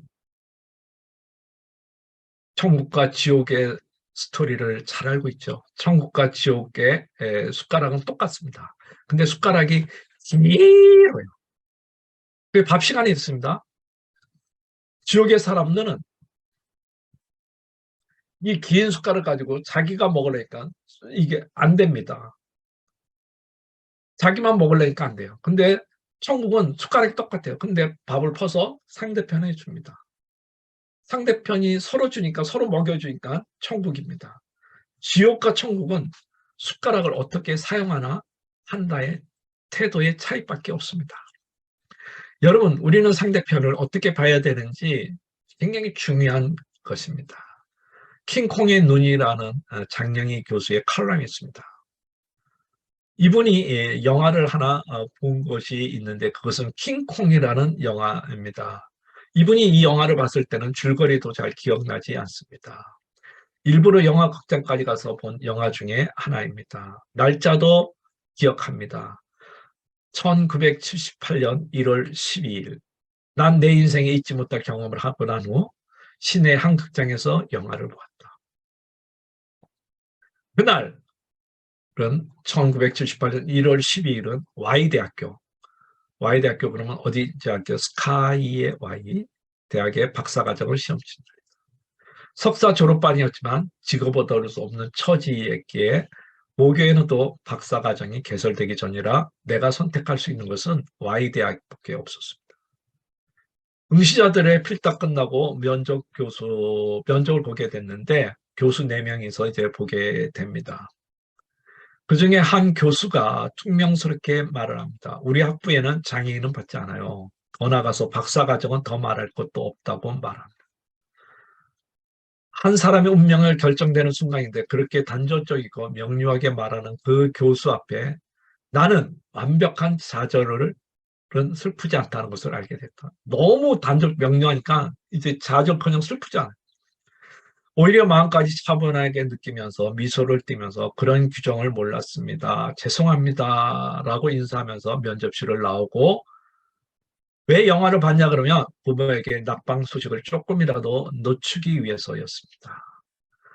그 영화를 내가 기억하는 것은 몇 장만 뿐인데 거대한 고릴라가 사냥꾼에게 잡혀 뉴욕을 옮기는 도중에 우리를 탈출하여 도시 전체를 공포에 휩싸인다. 엠파이어 스테이트 빌딩에 앉아있는 킹콩은 건물만큼이나 크고 거대하다.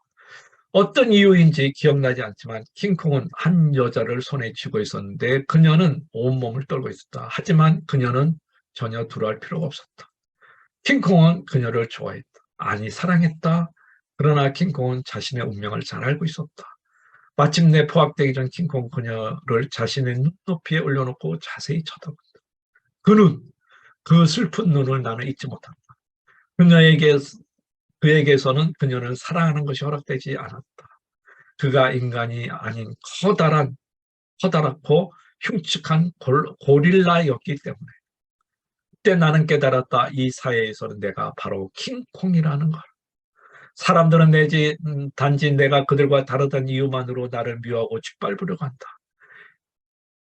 기괴하고 흉측스러운 킹콩이 어떻게 박사과정에 들어올 수 있겠는가? 나 역시 내 운명을 잘 알고 있었다. 사회로부터 추방당하여 아무런 할 일이 없이 남은 인생을 보내야 한다는 것이다. 교수들의 말은 사형선고나 다름이 없어. 킹콩이 고통스럽게 마지막 숨을 몰아쉴 때 나는 결정을 내렸다. 나는 살고 싶었다. 그래서 편견과 차별 때문에 죽어가야 하는 괴물이 아닌 인간으로 살 수 있는 곳으로 가기로 결심했다.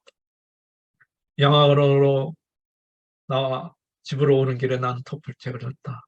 다음에 8월 나는 전액 장학금을 준 뉴욕의 모 대학으로 가는 비행기를 타고 있었다.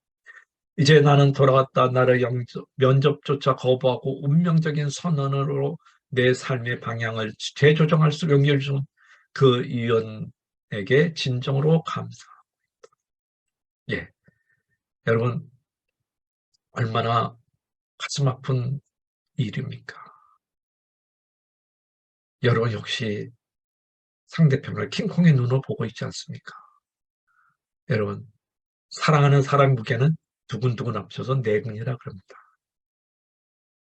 우리는 정말 상대편을 인생의 겨울을 만난 사람들을 킹콩의 눈으로 봐서는 안 됩니다.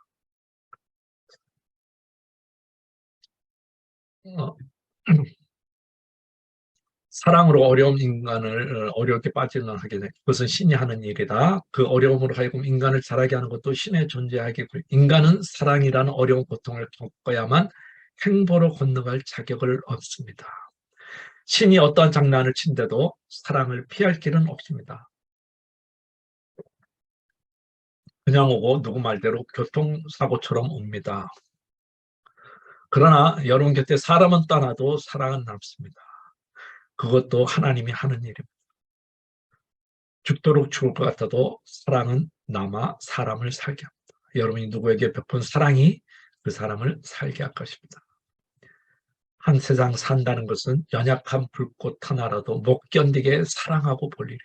여러분 살면서 한번 주님의 음성에 귀를 기울이고 한번 사랑해 볼 수 있기를 바랍니다. 여러분 운명과 세인의 눈이 날 천시하고 나 혼자 버림받는 신세를 슬퍼하고 소용없는 울음으로 기머거리 하늘을 괴롭히고 내 몸을 돌보고 내 형편을 저주할 때 여러분 그때가 천국의 문전에 노래하는 종달새를 듣게 되는 것입니다. 여러분 인생의 겨울을 만난 사람들에게 이렇게 속삭여 주십시오. 당신의 인생은 뜻깊습니다. 그리고 그 사람에게 이런 말을 들려주십시오. 나는 당신의 천국이 되고 싶습니다. 여러분, 지금 울고 있는 사람, 겨울비를 맞고 있는 사람, 그 사람에게 나는 당신의 천국이 되고 싶습니다. 룻기 2장 14절 읽겠습니다. 먹을 때에 보아스가 그에게 말했다. 이리 오십시오. 음식을 드십시다. 빵 조각을 초에 찍어 드십시오. 룻이 일꾼들 옆에 앉으니 보아스는 그 여인에게 볶은 곡식을 내어줬다. 보십시오. 볶은 곡식을 룻이 어떻게 먹었습니까? 배불리 먹고도 남았다. 예. 여러분, 식사와 사료라는 말이 있는데요. 철학자 강신주가 이런 말을 했습니다.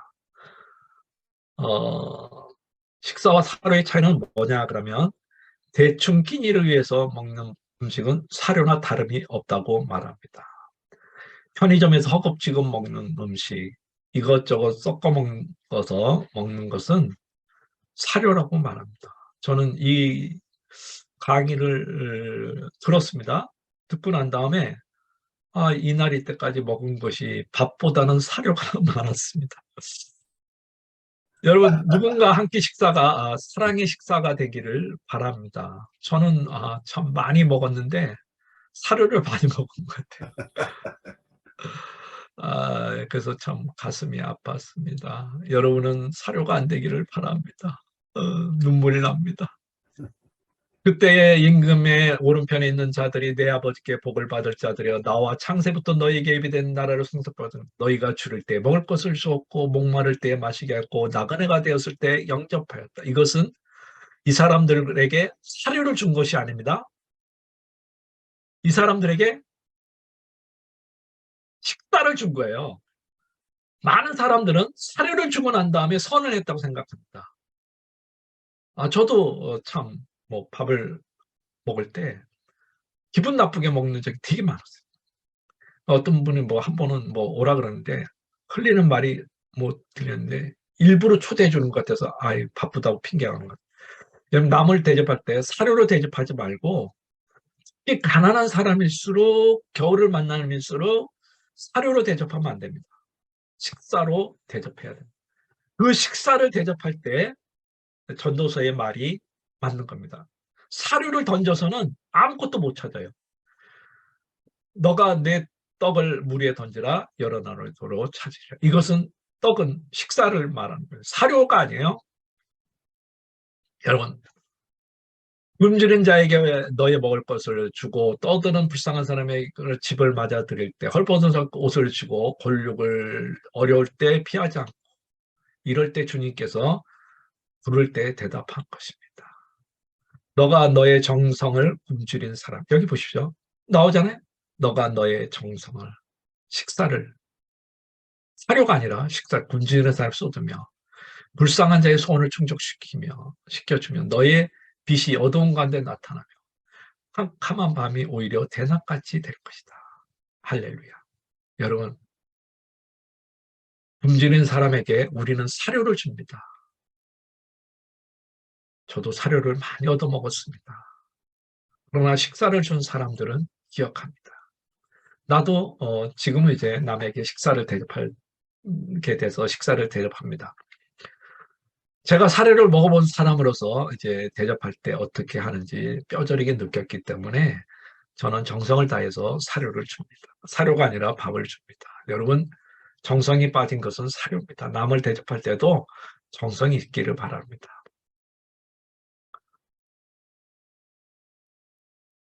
이 세상에 제일 중요한 게 무엇이냐 톨스토이 얘기할 때 바로 선이라고 말합니다. 선은 바로 사료를 주는 것입니다.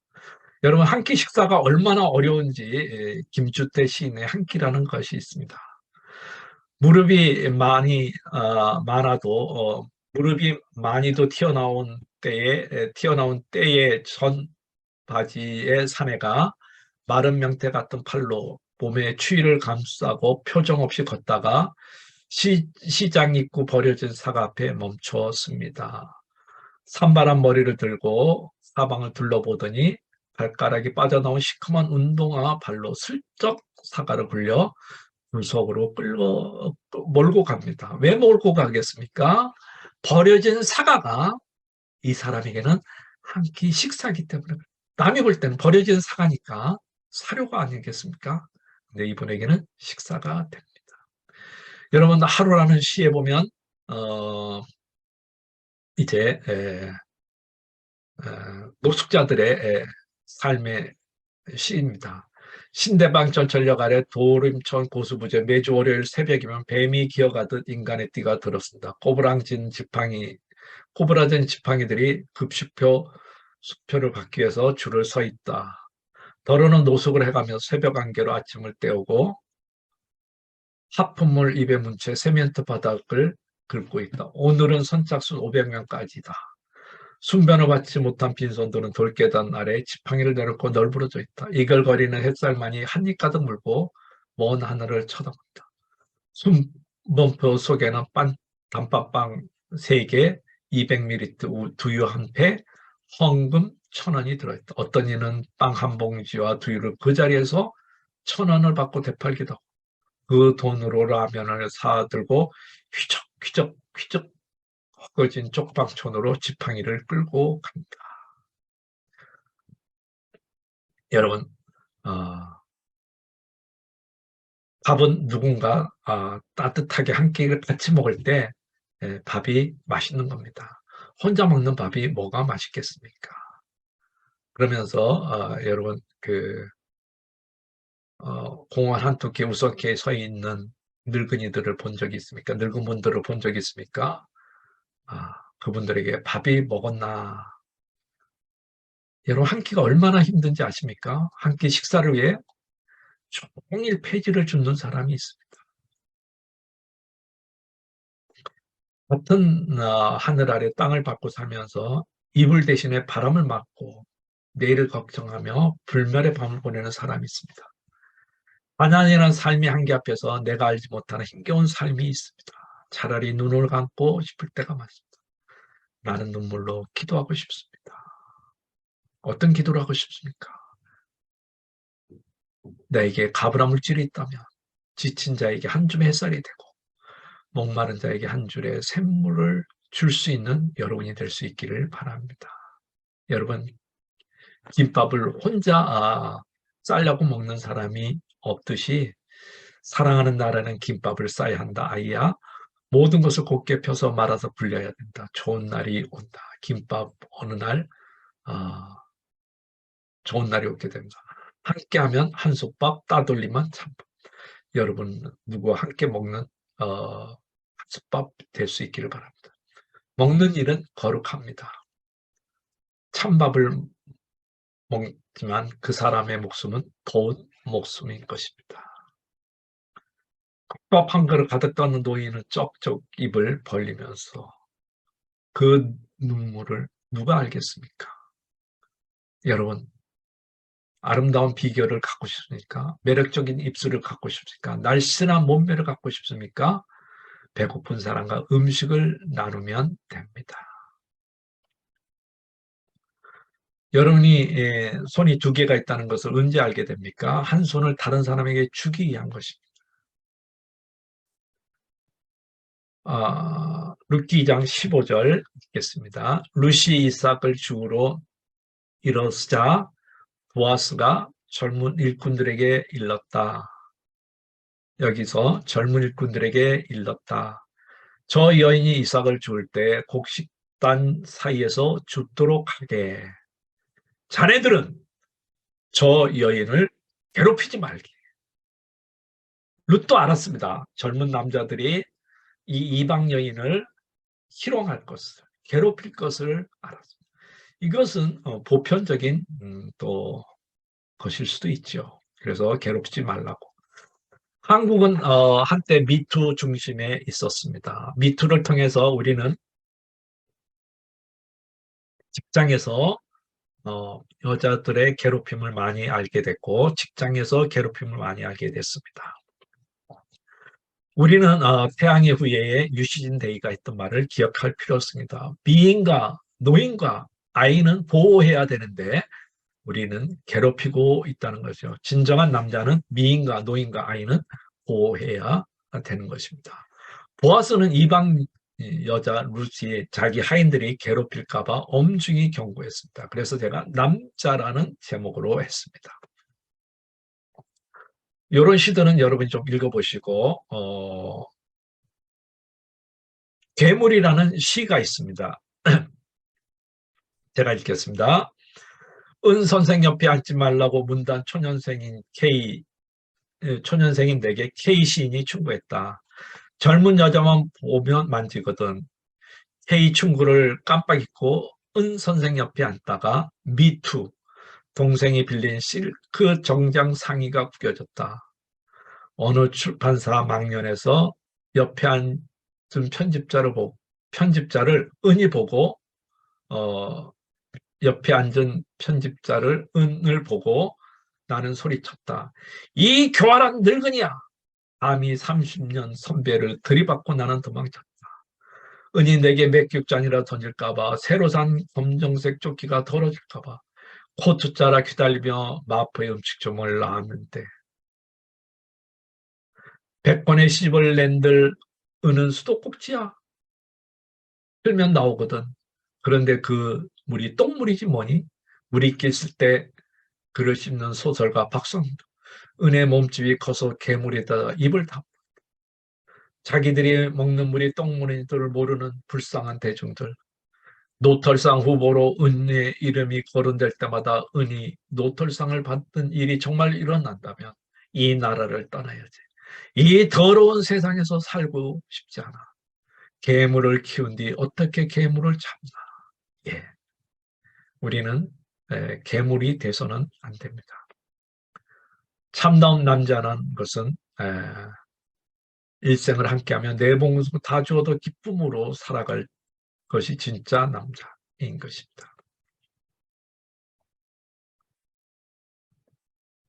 룻기 2장 16절 읽겠습니다. 그를 나무라지 말고 오히려 이게 중요합니다. 그를 나무라지 말고 보십시오. 조금씩 원래 떨어진 것만 주게 되는데 조금씩 이삭을 뽑아 흘려서 조금씩 이삭을 오히려 뽑아 흘려서 여인이 죽도록 해주게라는 말을 보아스가 하인들에게 말합니다. 저는 이것을 가지고 호모베네블루스라는 배려하는 인간이라는 말입니다. 인간의 위대한 DNA 중 하나는 저는 뭐라고 생각하냐면 이타적인 유전자라는 것입니다. 물론 이타적인 유전자보다 이기적인 유전자가 더 강한 사람들이 많이 있습니다. 그럼에도 불구하고 이 사회가 아름다운 것은 바로 이타적인 유전자를 가진 사람 때문에 그렇습니다. 물론 이기적인 유전자가 강해서 학교나 직장에서 왕따라는 것이 있습니다. 이러한 이기적인 유전자 가진 사람들이 자신만 아니라 타인의 삶도 파괴합니다. 우리는 이타적인 호모베네블루스, 배려하는 사람이 되어야만 됩니다. 보아스는 배려했습니다. 이삭을 나무라지 말고 오히려 단에서 뽑아서 룻 앞에 이삭을 뽑아서 흘리라는 것입니다. 추수한 이삭을 뽑아서 흘리라는 것이죠. 얼마나 배려가 많습니까? 여러분, 진정한 배려는 사도 바울이 우리에게 가르쳐 줍니다. 사도 바울은 메네이, 피스토스, 엘피스, 아가페, 이것이 이제 피스티스, 믿음, 엘피스, 소망, 아가페, 사랑. 즉, 그 중에 뭐가요? 아가페가 최고의 사랑. 보아스는 최고의 사랑을, 호모베네블루스를 보여줍니다.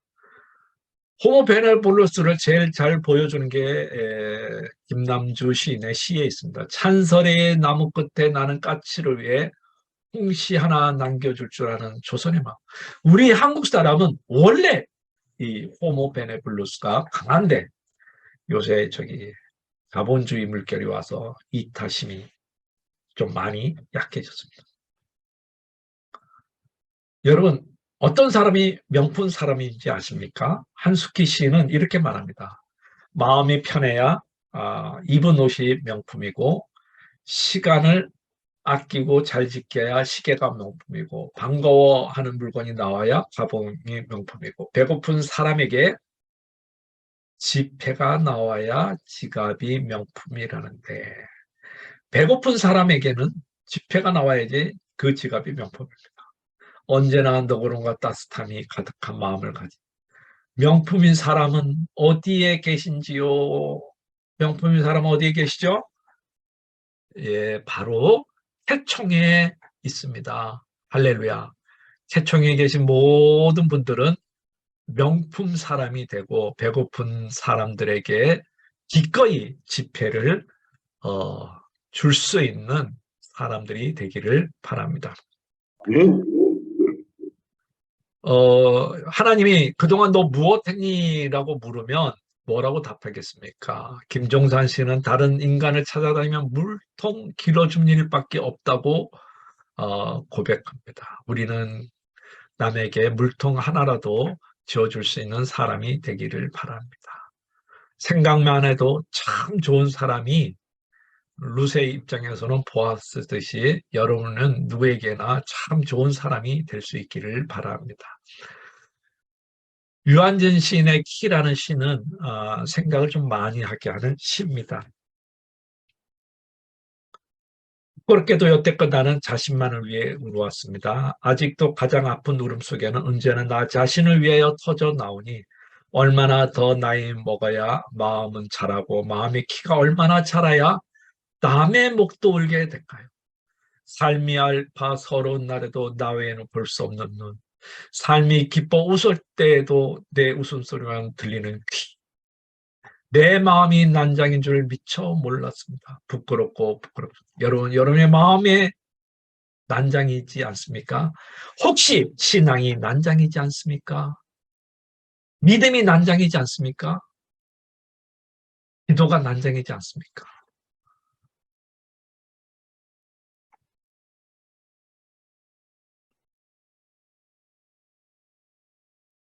루시 저녁 때 밭에서 이삭을 주었다. 주운 이삭을 떠보니 우리가 한 에바쯤 되었다. 이게 중요합니다. 한 에바쯤 되었다. 그것을 가지고 성읍으로 돌아갔다. 룻은 주워온 곡식을 시어머니께 보였다. 배불리 먹고 남은 곡식도 꺼내서 드렸다. 여기서 한 에바의 헤세드. 우리는 좀 전에 이 말을 기억해야 됩니다. 조금씩 이삭을 뽑아 흘렸다. 여러분, 한 에바는 22리터, 즉 12대 되는데 절대로 줄 수 없습니다. 보아스가 배려하지 않으면 줄 수 없습니다. 자, 일몰이 됐습니다. 저녁이 되자 이제 보아스 밭에서 이삭을 주었는데 그 무게가 한 에바라고 밝히고 있습니다. 즉 22리터 됩니다. 한 에바를 줄 수 있던 것은 보아스의 특별한 배였습니다. 단에서 뽑아 조금씩 이삭을 흘려 그 여인을 죽게 했기 때문에 그렇습니다. 만약에 하루 종일 단에서 한 톨 주었는 것이 조금이면 집에 돌아갈 때 얼마나 무겁겠습니까? 또 빈손이면 얼마나 힘들겠습니까? 근데 보아스의 배려로 석양이 질 때 이 여인은 기쁜 마음으로 시어머니에게 갑니다. 여러분, 해질녘에 돌아갈 집이 있다는 것은 행복합니다. 가끔 일당으로 일하는 사람들 중에 불경기 때 일을 못 받고 가는 사람들이 있습니다. 가슴이 많이 아프지요. 그런 사람들은 저녁이 얼마나 쓸쓸하겠습니까? 여러분, 그의 얼굴이라는 시에 보면 돈이 없어서 힘들다고 맛있는 거 못 사 먹고 기저귀도 못 샀고 갑자기 뚝 떨어지니 어떻게 이럴 줄 몰랐는데 어떻게 난 몰라 생기겠지 저녁에 해지고 애들이랑 구름막 끌고 온 그의 마중 문 앞에서 그이가 웃는다. 그 흘린 얼굴에 찌든 땀이 가득. 돈 많이 벌었어. 10만 원 가까이 벌었어. 그래서 맛있는 거 먹고 기저귀도 사고 이런 시가 있습니다. 예. 이 남편은 구루마를 끌면서 홍대 앞에 음반과 책을 파는 사람. 다행히 저녁 때 10만 원을 벌어서 기저귀와 맛있는 거를 가족에게 사들고 있습니다. 여러분, 저녁에 뭔가 들고 갈 수 있다는 거, 갈 집이 있다는 거 행복입니다.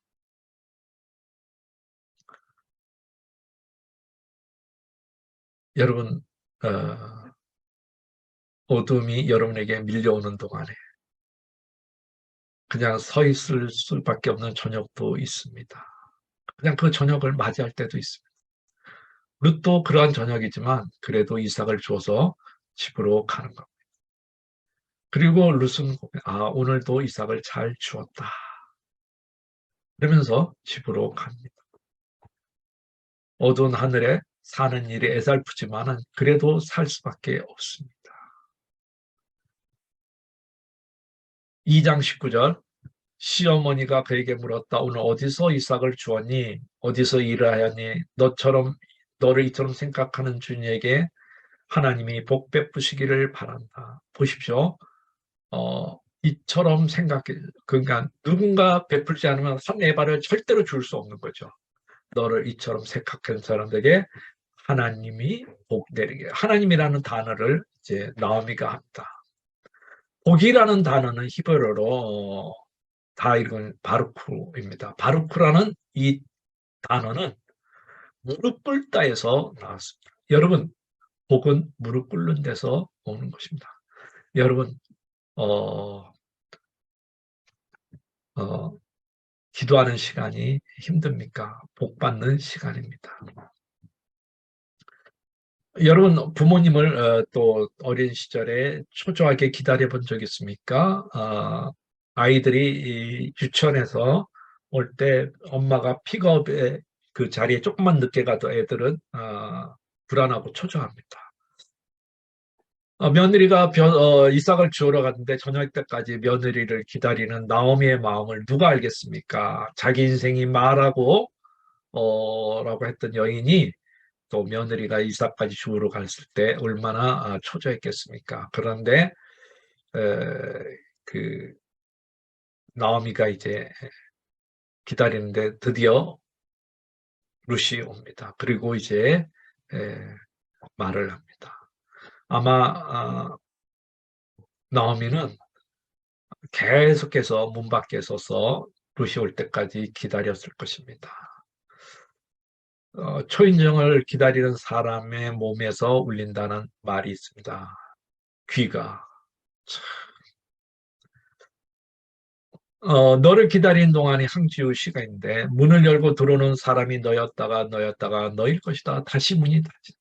너를 기다리는 동안 나도 가고 있고 남들이 열고 들어오는 문을 통해 내 가슴이 쿵덕거리고 모든 발자국 따라 너를 기다리는 나는 너에게. 마음은 나오미는 집에 있었지만 마음은 룻에게 가 있을 것이죠. 이렇게 기다리는 것은 굉장히 힘든 것입니다.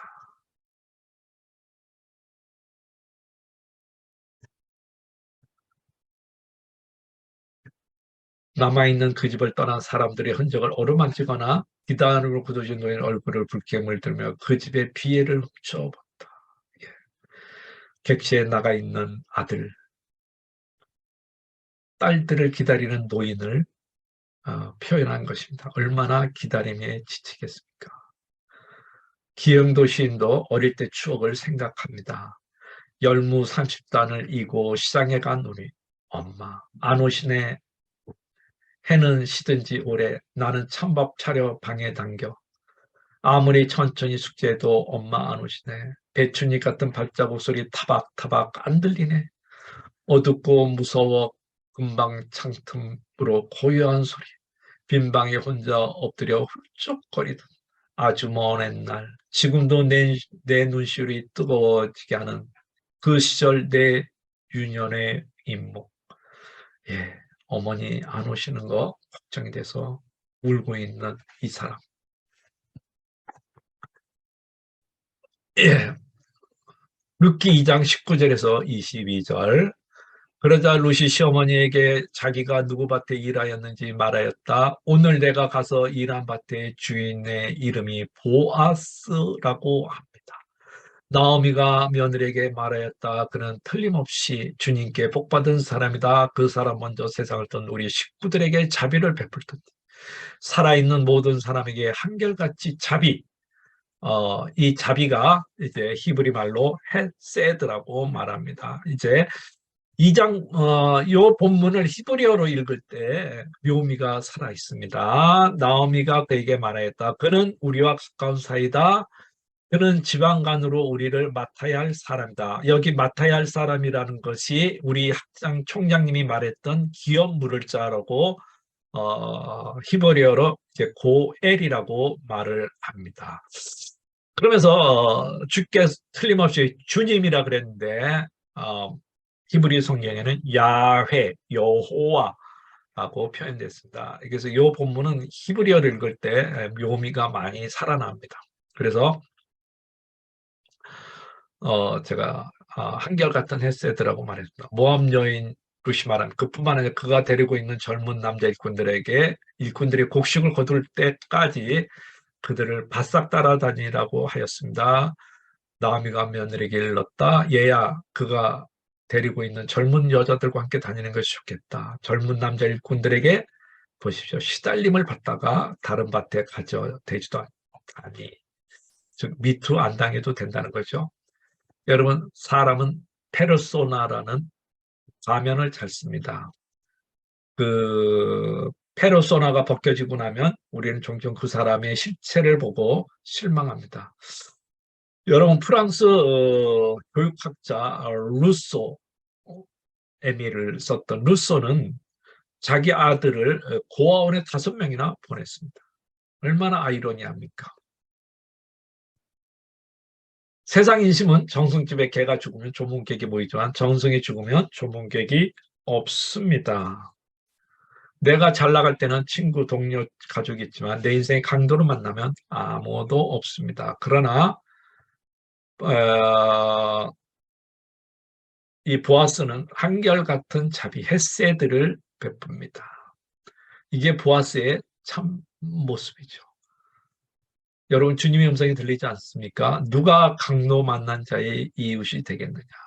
여러분, 좋은 믿음이라는 건 무엇인지 아십니까?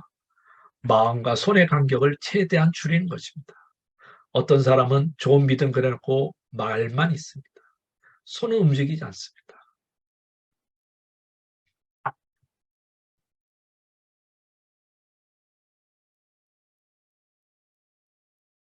여러분,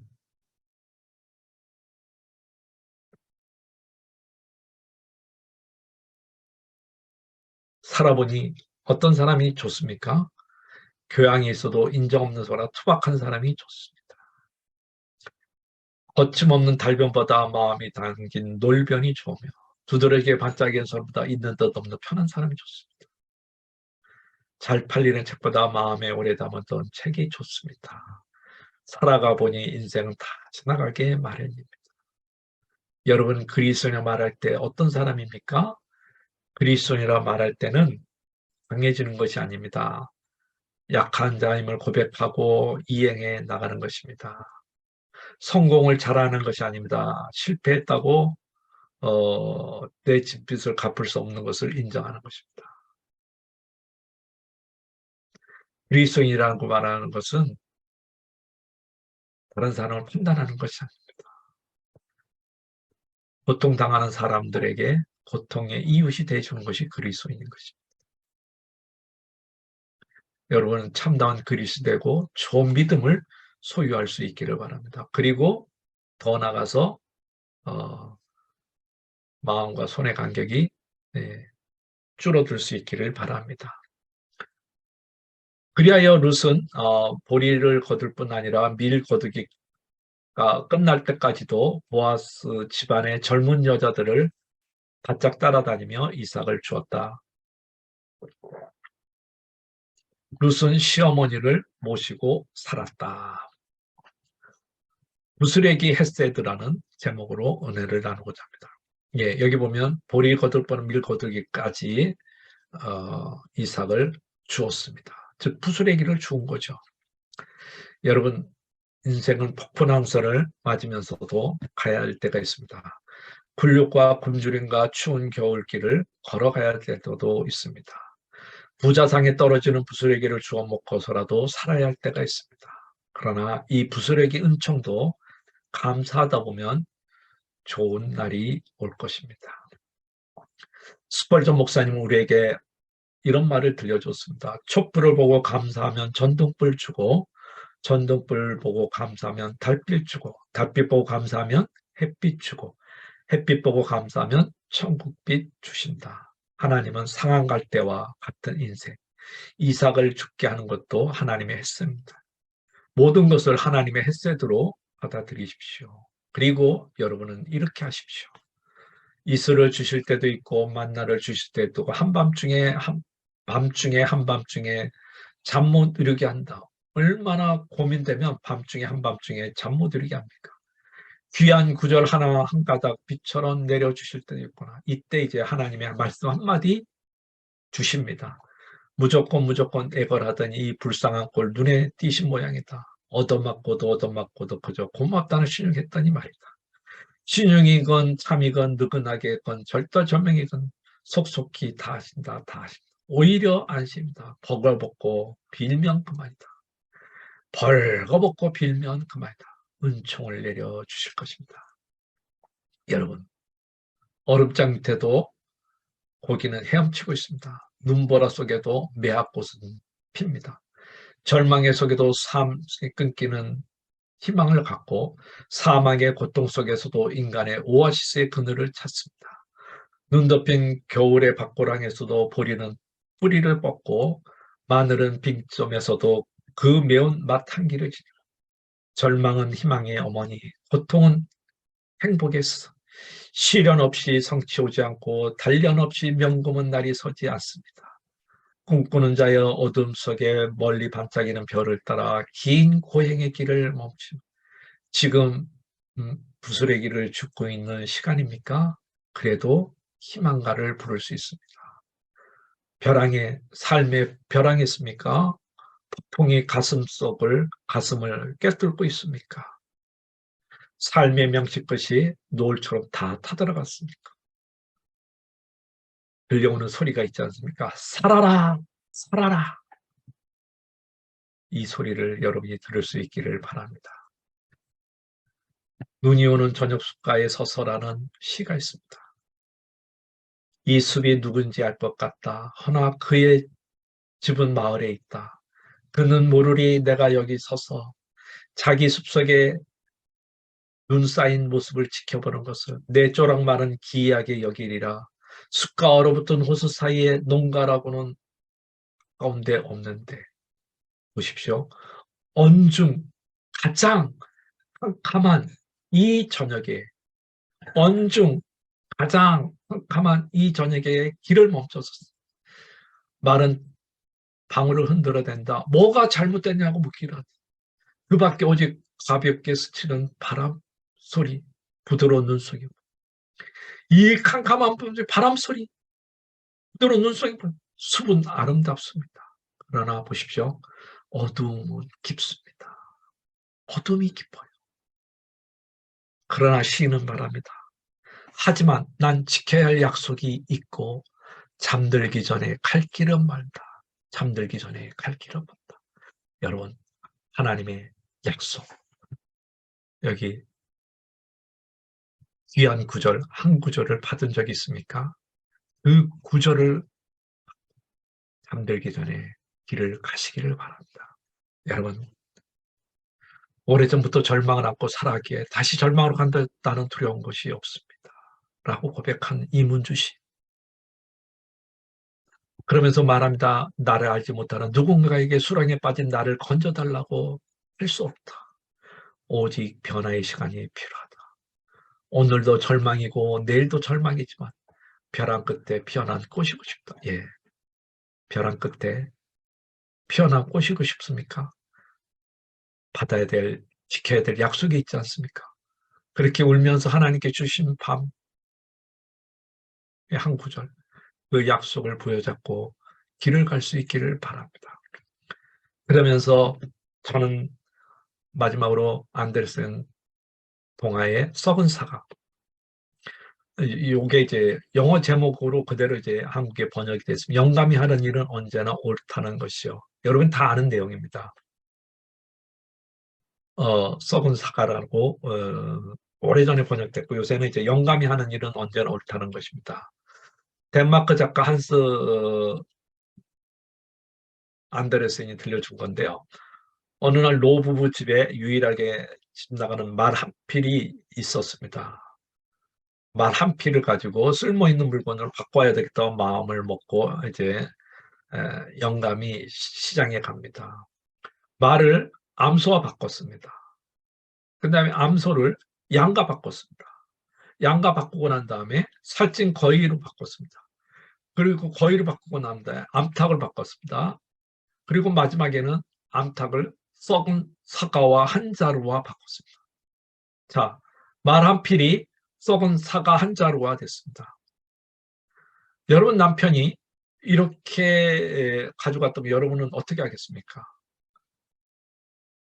대부분의 아내들은 바가지를 긁든지 미쳤다, 너하고 못 살겠다 이렇게 말할 겁니다. 근데 이 부인은 어떻게 했는지 아십니까? 이 이야기를 들은 그 영국 신사가 집에 들어가면 혼날 거라고 합니다. 그랬더니 영감은 우리 마누라는 안 그렇다.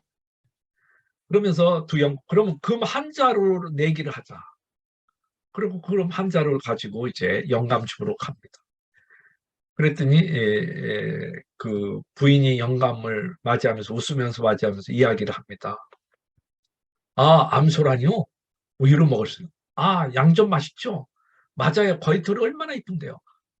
암탉이면 계란을 먹을 수 있겠네요. 마지막으로 썩은 사과. 오늘 애플파이를 사과 파이를 먹을 수 있겠네요.